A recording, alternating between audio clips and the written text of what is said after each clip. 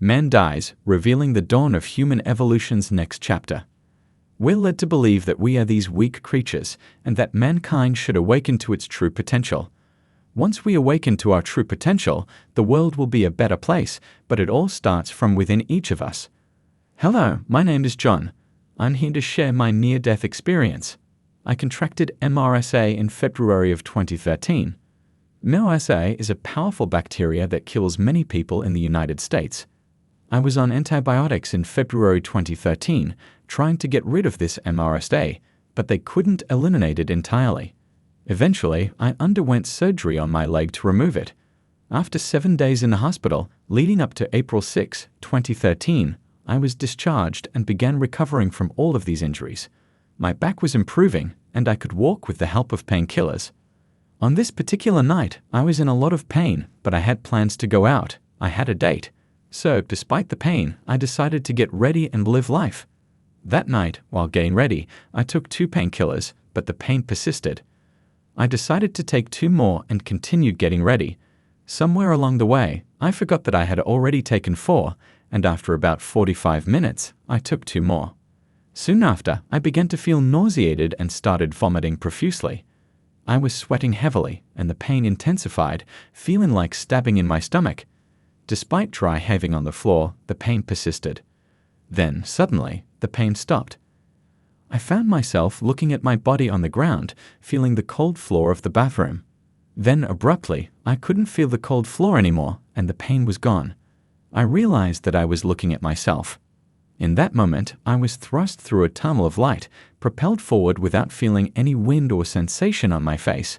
Eventually, I arrived in a place that I can only describe as a realm. The backdrop resembled space without the stars, completely black. There, I encountered 3 beings, 1 in front of me and 2 to the side. The one in front seemed to be in charge. The feeling upon arrival was indescribable. It was the best sensation I had ever experienced, devoid of fear. As I traveled through the tunnel, everything I held onto on earth, my family, my home, my possessions, began to fade away, like a dream upon waking. The only memory that remained vivid was that of my 4-year-old son. Before the beings, I felt overwhelming love, akin to what's described about heaven and the love of God. Then, we began a life review. So here's what happened. I found myself standing there, trying to make sense of everything, realizing I couldn't do anything about it. I had to go through the process. They began my life review, and as they did, one figure stayed before me while the others moved to the side. This figure started talking to me about everything I was seeing. If I did well, it praised me, saying, "Great job. This is how it's done." For instance, if I helped someone in need, it pointed out how I not only felt the act of giving, but also the gratitude of the person receiving help.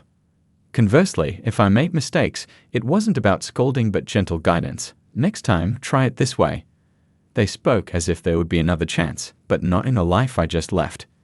It was as if I could use these lessons in a future life. It was like, "Next time, do this and remember the pain you caused." I had regrets, things I hadn't apologized for. Things I did that I now regret. But back then, it seemed normal. This was part of what these beings showed me. After my life review, it was my turn to speak. I was angry and guilty, thinking of my son. I didn't want to leave him fatherless. He was my motivation to return. I said to them, "You sent me down there without showing me how to live. Now you say I did it wrong. If I stay with you, great, because this feeling is incredible. But if I go back, teach me how to do it right this time." As I said that, it felt like heaven opened up, and a chorus of voices spoke to me, imparting knowledge into my mind. They said, "Yes, we'll send you back, but promise us you'll share this knowledge with the world. Humanity is heading towards destruction, thinking we're using our free will." As they spoke, I mentally conveyed to the main being my agreement. This communication was all telepathic. There were no physical forms or words. I checked my surroundings but found nothing, no arms, legs, or hands. Here's a revised and streamlined version of your text. These beings started imparting knowledge to me. As they did, countless voices overwhelmed me, but one reassured me, "Don't try to understand now, you'll remember later." So I stopped trying and focused on them. They spoke of mankind's destructive path, how we're led to believe we're making informed choices, when often we're not given all the options. This resonated with me, especially observing events since 2013. They stressed the need for humanity to awaken to its power and potential, starting from within. They tasked me with sharing this knowledge upon my return.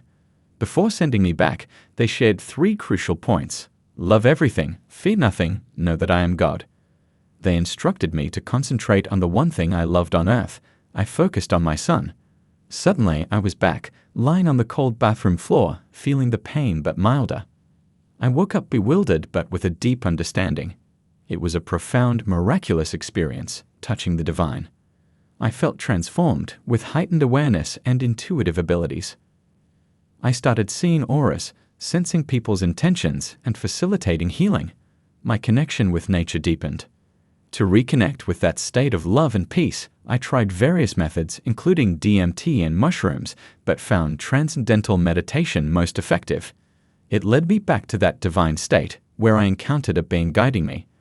I relied on its soft voice for guidance, especially during challenging times when I was unemployed and struggling with back issues. Throughout this journey, everything I received felt like divine providence, guided by the voice within. Many surprising events occurred in my life. Once, when I needed money for an appointment but lacked transportation, I heard a voice during meditation suggesting I go to the casino. I hesitated because I didn't have a car, but just then my dad unexpectedly offered me his car. Taking it as a sign, I went to the casino, won the money I needed, and made it to my appointment. Similar small miracles happened to me frequently.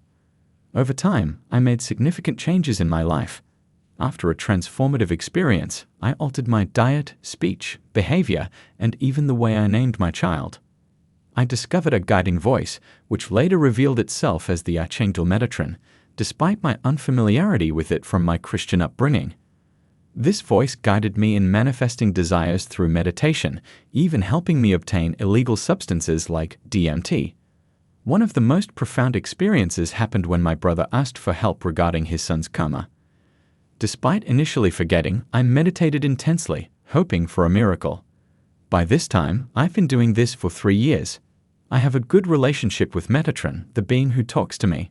So, I go to what I call the second heaven. It's a spiritual place where everything we want happens before it comes to our world. I talk to Metatron about my nephew, and he takes me to a place like a playground with kids looked after by the Spirit of Jesus Christ. My nephew is there. I tell him it's time to return, but he's scared because his family is upset with him. I reassure him that they'll be happy when he wakes up and remind him he has a purpose to help others. After some talking, he agrees to come back, but he wants to stay a bit longer because it's so wonderful there. Then we leave. I saw the Spirit of Jesus Christ there, but I didn't talk to him because he was busy with other children in a state like limbo. It's a coma-like state where you can either return to life or move on to something else. I don't decide that. When I came back to my body, I prepared for emergencies like blackouts and EMPs by storing food and buying precious metals as I was shown in my meditations. It's important to be ready for such situations, like having enough food and water for at least 3 months. I've made many changes, like drinking spring water instead of tap water and avoiding fluoride in toothpaste. Thank you for listening.